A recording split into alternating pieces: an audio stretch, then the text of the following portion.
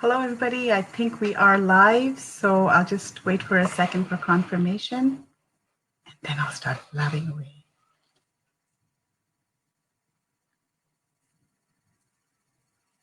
Okay, I think we are live.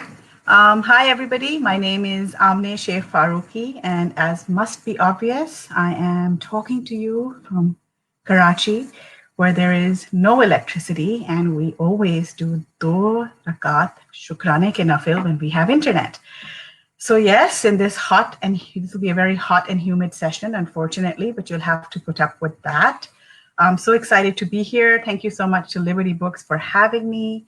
Some of you may know about the book, and those of you who don't, I look forward to hearing your questions, but I'll tell you a little bit about myself and the book first. The book we're talking about is Fearless.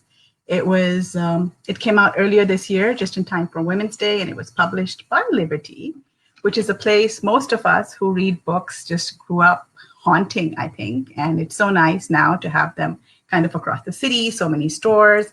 Always makes me happy to see their presence everywhere. So I'll be talking a little bit about why I wrote this book and about the process of writing it, as well as, my sort of process of working with Liberty in Pakistan.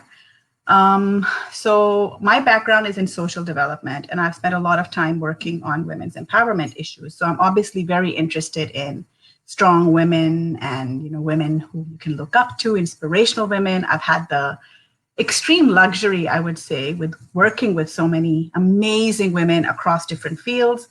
So I was also raised by, an incredibly strong woman who had a fantastic career. My mother is one of the champions and pioneers of the micro enterprise movement in Pakistan.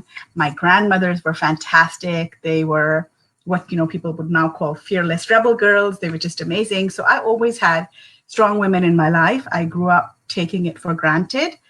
But as I, got older, and then eventually, especially after I joined the workforce, I began to realize that it's something that not everybody has experienced. So when I got married and I became a mother, obviously my daughter, partly because of my work, I think, but partly also because young girls are really interested to know what women are doing. She grew up in the era of this fantastic book, which many, many of you would have heard of and many of you would have read, called Rebel Girls, which went on to come on with a second part. So she was reading a lot of books like this, books from around the world about amazing women who had done incredible things, had been everything from warriors to scientists. And I remember, when she was around 8, she's 11 now, she came up to me and, she was talking about women like Ada Lovelace and, Joan of Arc, who used to be a personal favorite of mine as well when I was growing up.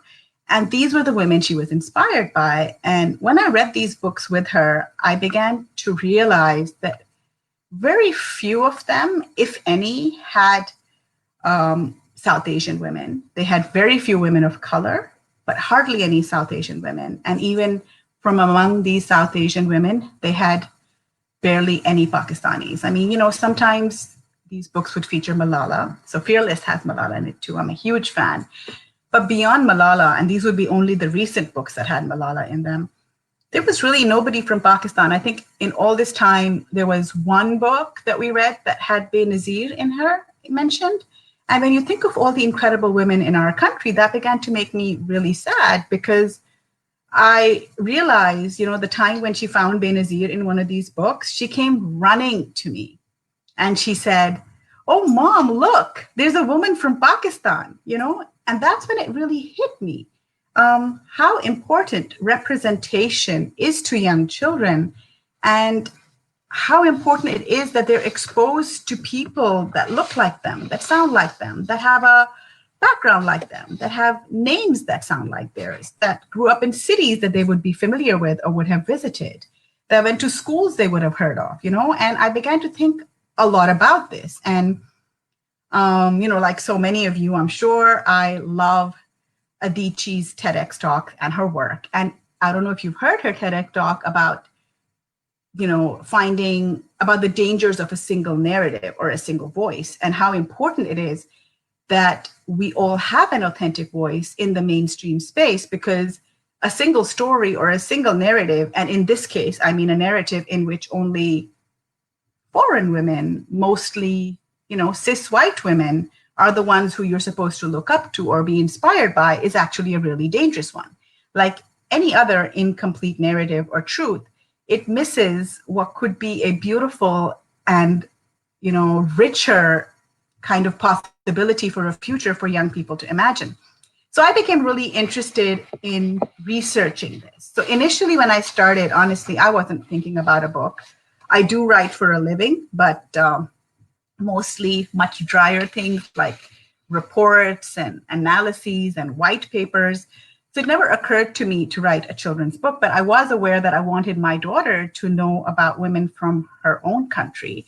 So I began researching them. And, in the process of doing that, I realized, initially I thought there would be books like there and that maybe we hadn't bought them, but we really searched and we couldn't find anything. So I decided that we would try and just write this book, because I think it's deeply important for young boys and girls and their parents to see their own lives reflected, around the world. So you've all probably heard the adage that if you can't see it, you can't be it. This doesn't mean that, if you don't have a role model, you'll never do anything, because in some ways, the women in this book absolutely did so many incredible things without role models. But it does mean that it's a lot easier to see that somebody like you has achieved something like this in the past, and then to imagine that you could do the same. So growing up, I wanted to be an astronaut, obviously. Now, there's an incredible woman in this book named Namira Salim, whose story is very inspiring. But unfortunately, when I was growing up, there was no Namira Salim. And so I would look at women from the West and I would read about NASA, and it seemed so far away and so improbable that I never considered it seriously. My family, which was always very accepting of choice and gave me a lot of freedom to choose and think for myself, they too never thought this was a serious option, because what was the possibility that a girl from Pakistan would end up in NASA? I mean, I can tell you, growing up in the 80s, nil to nothing.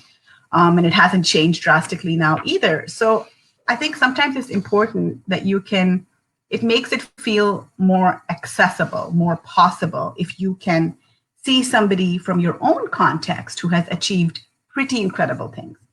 And the other thing that I really wanted to shift the conversation on was obviously this whole idea that women belong only in a particular space, or obviously this whole narrative of women belong in the home, or even if they leave home for, professional or personal reasons, they can only thrive in certain careers.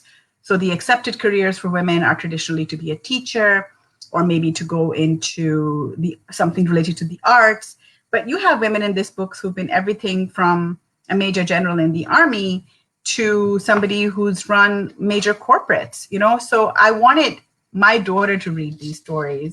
And then I figured there must be hundreds of other little girls just like my daughter who would want to read these stories. And I think there was a really interesting study by this MIT economist a couple of years ago. It was a study in India, in Bengal, and it was looking at women's leadership, or visible women's leadership, because quite often women are present, but they're just invisible. So this was looking at women's leadership, visibility, and how it connects to the ambitions of young women. So the study focused on a small rural region in Bengal in India, and where, much like in Pakistan at one time, they had quotas to ensure that 1/3 of the village council leaders were female. So compared to other villages where only male politicians were visible, or the quota system had not been adopted, in villages where this quota system existed, women, it had a huge impact. Basically, these 30% women in power had a huge impact on aspirations of local teenage girls, which is exactly who this book targets. So they, along with their parents, were 25% more likely to stay in school and to have more ambitious academic goals for their daughters. And I mean, that's a really, really interesting study. And there are studies like these done all across the world, in East Asia, in Africa, which basically say that if a historically out of power group, and I think nothing exemplifies this more right now than when you look at the Black Lives Matter movement, where you see this historically marginalized group of people who, now say that, well, visibility is so important. Visibility is what makes it easier to say, yeah, I can see myself doing this. I can be more. I can try harder. If I try hard, there is a reward at the end of this. You'll have to excuse the fact that clearly this weather is going to kill me, and I'm about to turn some papers into a fan. But beyond that, yeah, Kay hates me. This is the formal complaint for Karachi Electric now. But basically, I thought that it was time to flip this narrative, to share stories. And when I started out, I didn't realize how many stories there would be. So the short list for the book, like when I just started and I thought, oh, let me just come up with a few names that we could write about, was 180 women. And it's not like I took years to develop this list. These were mostly known women, with some unknown, of course, whose stories had never been adequately told. And that was fascinating to me because, Pakistan is most often sort of portrayed in mainstream media as an extremely oppressive, repressive society for women to be in. And we do terribly on all the world rankings, by the way. So we're third last, I think, this year in the UNDP Gender Inequity Index. According to the World Economic Forum, Global Gender Gap, we're also second last. So we do horribly on all of these indicators when it comes to women's rights. But obviously, I know there's another side to the story, and it's a side that needs to be told more frequently so that more women can get the message, and more men, more boys, right? Like if your entire narrative are these awful dramas in which women are just either beaten or crying or perpetuating some kind of psychological or emotional violence against another woman, what kind of message are we giving our children and our young adults? What are we telling them about what they can aspire to be or who they need to be? So, it's fascinating to me because, if you look at Pakistan particularly, there's a lot of conversation in policy circles about this whole that we need to have a diverse, productive economy, or increasingly we're seeing conversations about digital Pakistan and access and, just a fairer society. And how can you have that kind of society if you are ignoring 50% of your population? You are never going to be able to compete with anybody in the world, right? Or not really stand for anything if you cannot even begin to include your own people. And if 50% of your people are women and girls, then you cannot ignore them. It is to the detriment of the men as well, because I don't think men do well in patriarchal societies that dismiss women either. It's bad for men, it's bad for women, it's bad for society, it's bad for the economy. You don't have to believe me, Google it. There's statistics and studies from all over the world that will tell you that I'm not making this up. So sometimes I have been told by people that, these are just stories. Oh, these are like entertaining stories for children. And I'm always deeply wounded when I hear that, because yes, they are stories, but stories is how we tell our truth. Stories is how we share who we are and what is important to us with the world. And these are not just stories. These are an incredibly powerful tool in the movement to empower women. Because if you believe in a different narrative, and if you believe that a different world is possible, only then will you strive to achieve it. If you don't believe that anything you do can make a difference, what will motivate you to do it? Other than, I would say, fearlessness, as so many women in this book did move past incredible hurdles. Like, I was thinking as a writer, there's women in this book who are writers and who are incredibly inspirational. And, who among us has not read Bapsi Sidhwa, or who did she not influence when we were younger? I hope younger readers are reading her now. She's amazing. But, when I was reading about her story, so I knew about her my whole life. I've read everything she's written, but I didn't know her story. I knew the stories she had told, but I didn't know her own story. And one of the things that really struck me and has stayed with me is that quite often, even though she was such an amazing writer, so ahead of her time, and she struggled to find time to write. She would actually, and this is written in the book as well, is that she would actually take notes on napkins during dinner parties so that she wouldn't forget the idea while she was raising her children, because that was always most important. There's a similar narrative about Banu Qudsiya, because she too, and this is amazing because I grew up in a household where, these names were used all the time. People talked about their writing. She and her husband were a super power couple, but it's amazing. So even this amazing relationship that was, held up as this example of what an incredible husband and what an incredible couple, she had permission for him to write for 3 hours a day. And that was a very big deal. And she was always grateful for it. And when you think about the influence she had and what an incredible woman she was, it really puts into perspective how women sometimes have to negotiate time and space, even if they're very intelligent, even if they're very successful. So these issues are across our society. And the only way, and obviously, even as adults, like one of the things the book gave me was this opportunity to really delve deep into the stories of these women. I read for almost a year and a half before I started writing.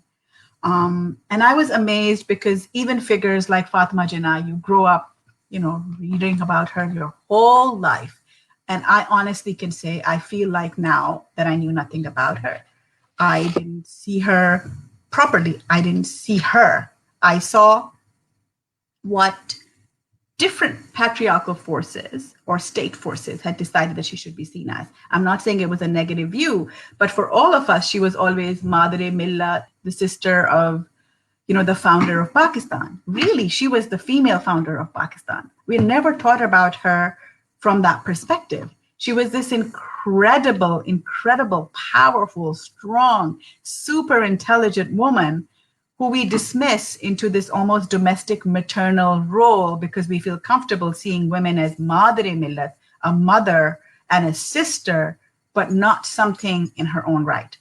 So I could go on and on about this, but I am aware that I'm supposed to answer questions as well. So I'm going to take a quick second because I can see there are some comments. Hi, Muti. I hope you're pronouncing your name right. You've asked about what program is the best for social development in Pakistan.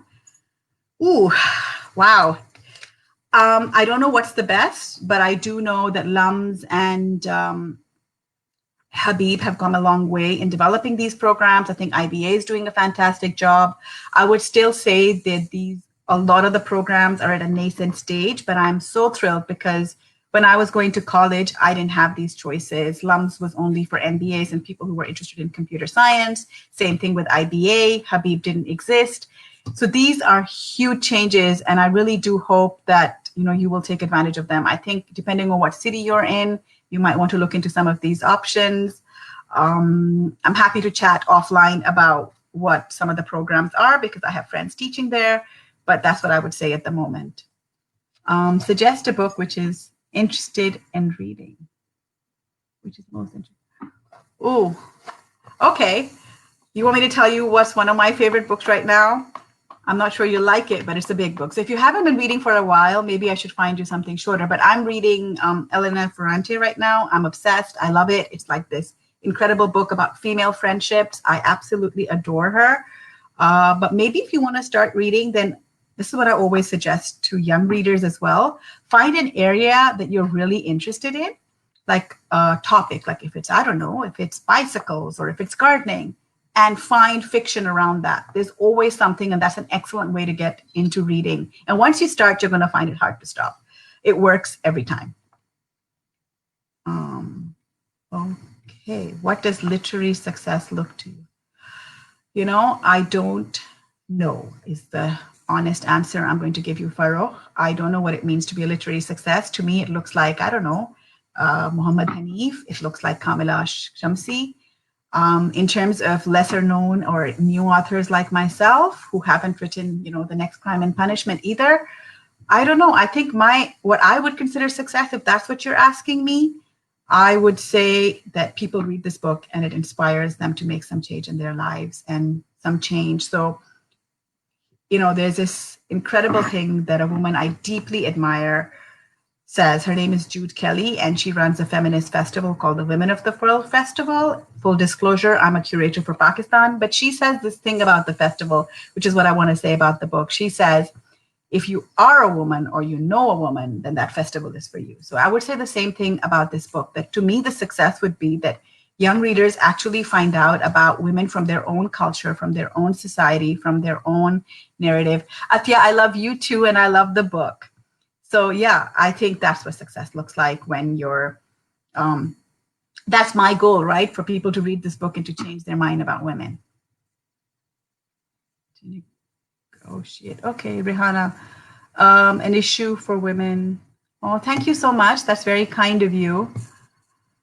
Oh, I mean, it's hard. It's hard to be a woman from our culture, isn't it? But I don't see, I mean, one of the things that I strongly felt when I read this book was, women have faced so many barriers and gone up against so many odds. So this book is not exceptionally unique. There's not the first book of its kind. I hope that it's not going to be the last of its kind, because there's so many stories to be told and there's so much inspiration to be derived from the South Asian culture. There's incredible women across the border as well.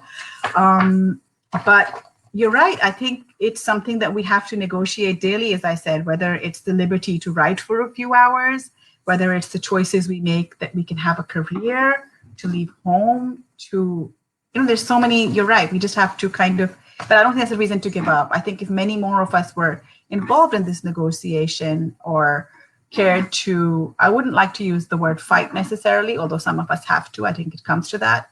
But I think conversations can be a good way to begin. Long list of women. Oh, that's so kind. I would love help if I write a follow-up book. I don't know if I will. Liberty Books, are you listening? But no, on a serious note, it's quite an emotional journey to write a book like this. I don't think I anticipated that, because you become very invested in the characters and in their lives and the women you're writing about. And I think a lot of it is so not all the women had happy endings. Many of them suffered deeply for the choices that they made. Some of them paid with their lives. So it's heavy reading. I know in the book it's quite distilled because it's made out for younger readers. So you have to make sure that the content is appropriate.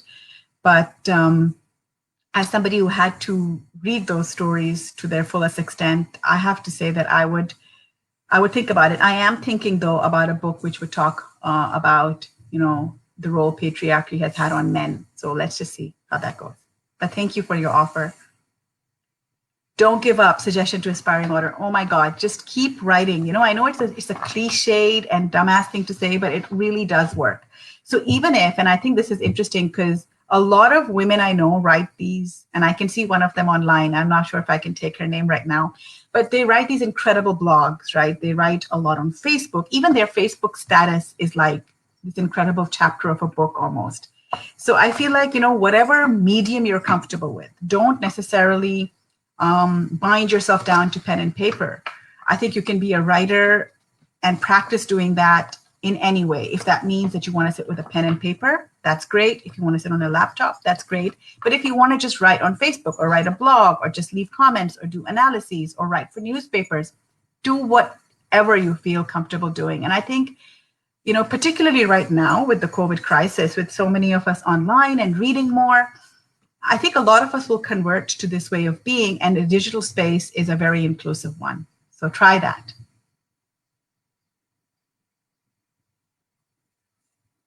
Ha, Shamila, I was just talking about you. So here's my friend Shamila, who does is an incredible writer in her own. And I love you too, Shamila. Thank you so much. I don't know if I can do a TEDx. It requires a lot of discipline and no sweating, and Karachi Electric has to cooperate, etc. But thank you. Yes, I know. So that was a big part of the book. Thank you for reminding me, Atya. One of the things that, so not just me, but the wonderful women I worked with who designed the book, shout out to my friend Sarah and Aziza who did the illustrations as well, is that we knew that we needed to include women's movements, because there is this narrative, about that lone wolf, about this woman who defies all odds. And we've had many of those incredible women. But if you look at the history of the feminist movement in Pakistan, we've only really been able to shift the needle in a big way when a group of women have worked together. So whether that's the Women Action Forum from history, which is also covered in this book, and many of the legal and societal privileges we enjoy today come from their very hard work in the 70s and 80s. Or the modern day version of it, which is, Girls at Tabas or the Liari Boxing Girls, or more recently, Aurat March. So one of the things that I want to point out about the book, and this is something I'm very, very proud of, and I have to say Sarah was incredible in putting it together, is that we decided to do the table of contents as a feminist timeline. So if you can see, I don't know, oh, here I am. Yeah, there you go.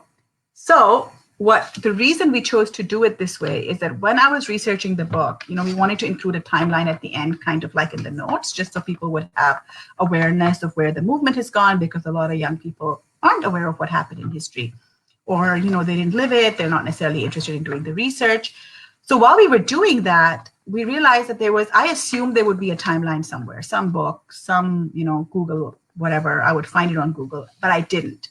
So it became deeply important to us to include this. And I think it really helps to kind of also situate women in their place in time. Because sometimes when you read a story today about somebody who was working in the 60s, and some of the barriers they had then, you won't understand why they were a big deal until you realize the social and legal context they were in. And then their achievements seem exactly as radical as they actually are. Okay. How can we improve writing skills from scratch? So writing comes from reading. It's as simple as that. And I think, the more you read, the better you will write. And also keep writing. It doesn't matter how bad it is. And I tell my 6-year-old son this because he hates getting spellings correct. And sometimes that's a deterrent to him writing. And I keep telling him, like, who cares? Nobody cares. If you have to express yourself first, and worry about the spellings and the grammar and all of that later. That's, I think, the least important part of it. I know nobody is happy to hear this if they're a copywriter, but that comes much later. And that comes with practice. And that comes with reading and exposure and how comfortable you are in the language you're writing in. Start writing first. It's your ideas that matter. And that's what you need to get on paper. I'm hoping it's a bright future. So Usma's asking about, I don't know if people can actually see the comments that are coming up, or is it just me who can see the questions? I don't know. Anyway, the question is about the future of reading in Pakistan. I hope it's a bright one, because I don't think, what worries me, so I think people do read. What worries me, though, is that they don't like to read the long form. Now, as somebody who's written a short form book herself, I know I feel like a bit of a hypocrite making this point, but I love long form. I love long novels. I love convoluted plots. I love, generational stories. I've always enjoyed them very deeply.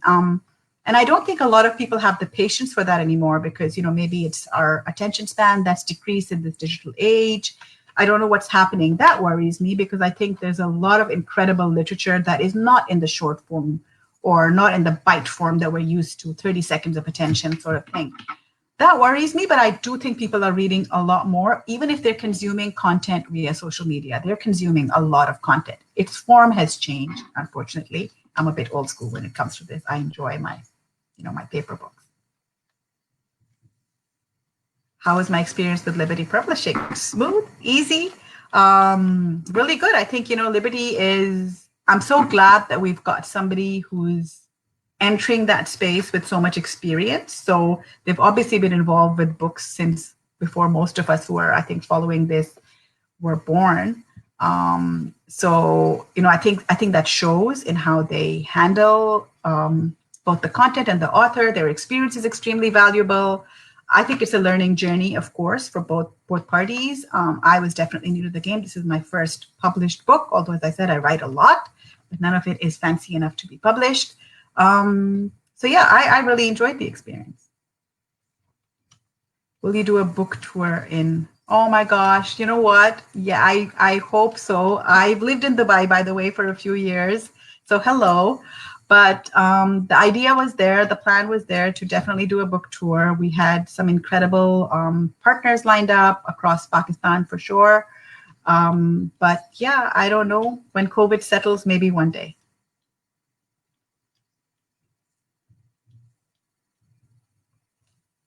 Would you do this in an Urdu version?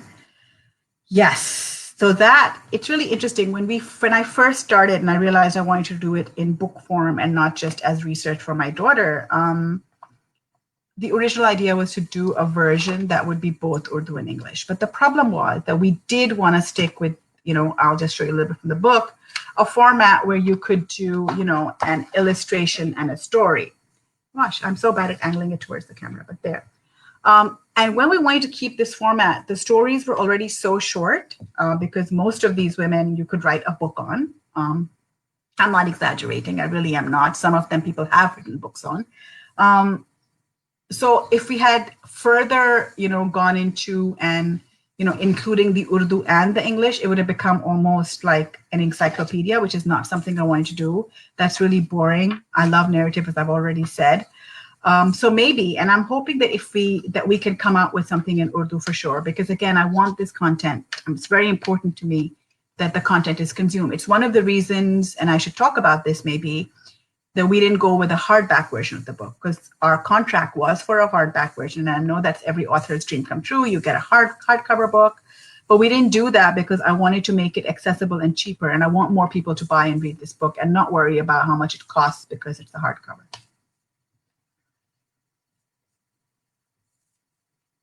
Thank you, Aisha. That's so sweet. That means a lot. Thank you. Even though I know I'm not coming across as the most dignified person right now. Okay, you're from interior Sindh with no exposure to English. Well, no, I don't think there's one way to learn a language. And I think people learn differently. Some people learn by reading. Some people learn by conversing. Some people learn by, when I was younger, people were constantly told, read the newspaper and listen to the news. So I find that a tragically boring way to learn how to speak a language. And I don't want anybody reading the newspaper these days. It will just give you borderline depression. But if that's what works for you, so sometimes it's just watching movies, but good movies, right? With movies with dialogue, not just car chases. And if you're serious about improving your English, there's a lot of great apps online. There's so much you can do for free. Watch movies, read books. That's all I can say. And in terms of conversation, it doesn't matter what it sounds like. If I tried to speak Sindhi right now, you'd probably think I was hilarious. But I do work in Sindh and I speak atrocious Sindhi all the time. I don't let it stop me. And I think that's the other thing. You shouldn't worry so much about what people are going to think about you. The only reason you don't speak English well is because you speak another language really well. And it's a language that somebody who speaks English probably doesn't speak very well. So all languages are equal. It's just a way of communicating. Don't let that stop you. Don't let people or what people might think of you ever stop you. That's how you learn a language.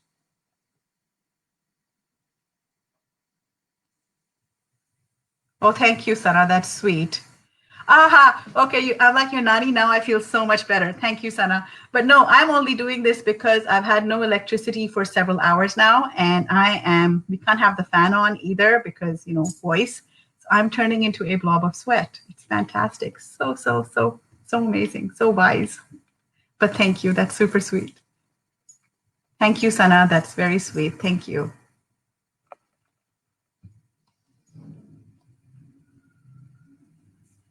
When am I going to write my next book?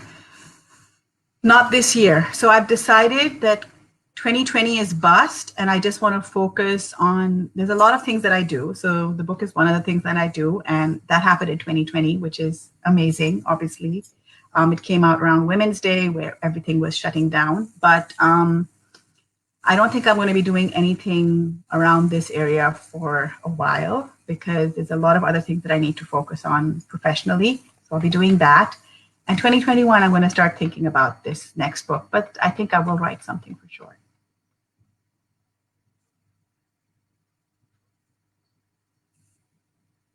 What should you tell students to read my book? Well, I know engineering attracts very few women, which is, so yeah, kudos to you to being in a local engineering university. Amazing. Maybe you can be in the next book and inspire so many others. But I think for people who don't read, so this is a book designed for young adults. Although, if you have a young reader who's a voracious reader, so my daughter is not a young adult, she happily reads the book. Most of her friends can consume it. It's very simple language. So it's a short story. It'll take you barely a minute to read one of the stories. That's usually a good sell to people who don't want to read. Also, you'll find out so much about your own history, your own culture. You'll learn so much about what it means to be a woman in Pakistan.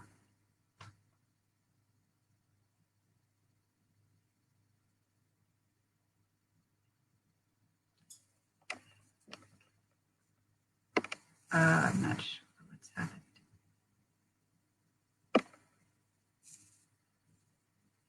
Okay. Are there any more questions, or I'm okay? Yeah, in terms of universities, there's a lot of them which have a social development program right now. So if you're in Karachi, you said you were in Sindh, so I would look at maybe Habib or IBA. There may be others that I'm not aware of, but I know a lot of universities have a social science driven program. Of course, Slums has one. And the world is yours. I don't think it limits your career choice. I think that's a misconception. It's a massive misconception, actually. People seem to think that if you study the social sciences, you'll be limited in your career. Actually, it's such a broad degree that you can really, in some ways, you're deferring putting off what you want to be, because you can be anything, absolutely anything, unless it's a medical doctor, in which case you should, go do that. What inspired me to write an adventure novel? Okay. I've always liked writing. I was a pretty shy, geeky kid, so I read a lot. I was absolutely that quintessential kid, who would take a book to bed with a torch and, hide under blankets and read. I think that's what inspired me to write. When you read a lot, that's how I always expressed myself. I kept a diary when I was younger.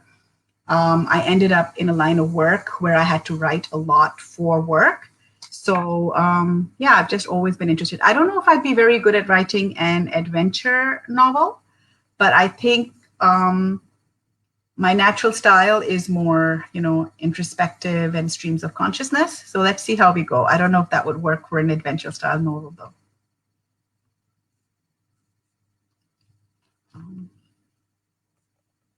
Let's see.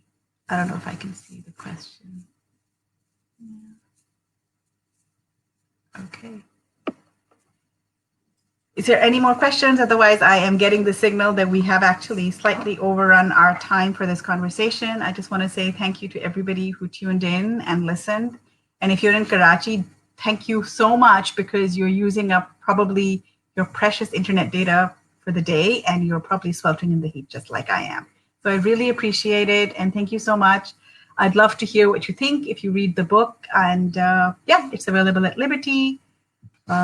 And yeah, thank you so much for your time. Thank you, Liberty Books, for having me. I've really enjoyed this conversation. And thank you. Have a nice day, everybody. Stay cool and stay safe. And absolutely wear a mask. Can I say one last thing, which has absolutely nothing to do with this book, but I'm desperate to say it since I have your ear. So I cannot even stitch a button properly, but even I made a face mask that's made of fabric. It's really easy. Wear it, everybody. Wear it, wear it, wear it. Wear it, save lives, and do the right thing. It's your civic responsibility. We're going through one of the worst periods in our history, and you don't want to look back and remember that you didn't want to wear a mask, and try and avoid those awful plastic ones, because we're clogging up our drains. Not great for the environment. There's so much material on how to make a good cloth mask online, or buy one. Just wear a mask and keep safe. Thank you so much, and bye.